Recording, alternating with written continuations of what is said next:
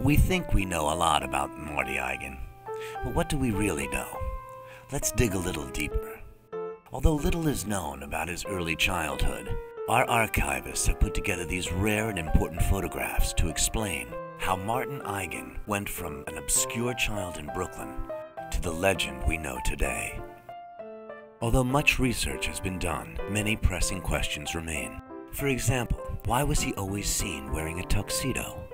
In 1948, he began his career in an elementary school, getting the highest marks, satisfactory. He won a Fulbright scholarship into second grade. Although his teachers recognized that he was their best student, they still believed he could do better. At the age of 13, he was singled out for a bar mitzvah, a rare and high honor reserved only for the most successful of the Jewish tribe. He went on to master the clarinet, and after the first 2 years of study at Brooklyn Technical High School, he received almost honors grades in hygiene. Encouraged by his success, he went on to have a child, pictured here. In this rare photograph, we see one of the only known images of him with his first wife, Carol. After graduate school, he was plucked by an international company and moved to Geneva, Switzerland. He was named the regional executive of Africa, Holland, Iceland, and Luxembourg. A position so powerful, his business card had no title. He was also the inspiration of one of America's most beloved characters. Bond. James Bond. In Geneva, he was given the state-of-the-art tools, a dictaphone, and an in-the-wall air conditioner.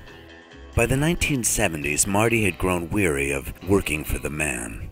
Always an innovator, Marty spent much of his 30s experimenting with new types of facial hair. It was during this period that he invented the often copied mustache. But due to a slip-up at the patent office, he never became wealthy from it. Refusing to let himself get down, he formed his own jazz duo, the infamous Ron and Marty, portrayed here by Will Ferrell in the film Anchorman. Do you play jazz flute? I dabble.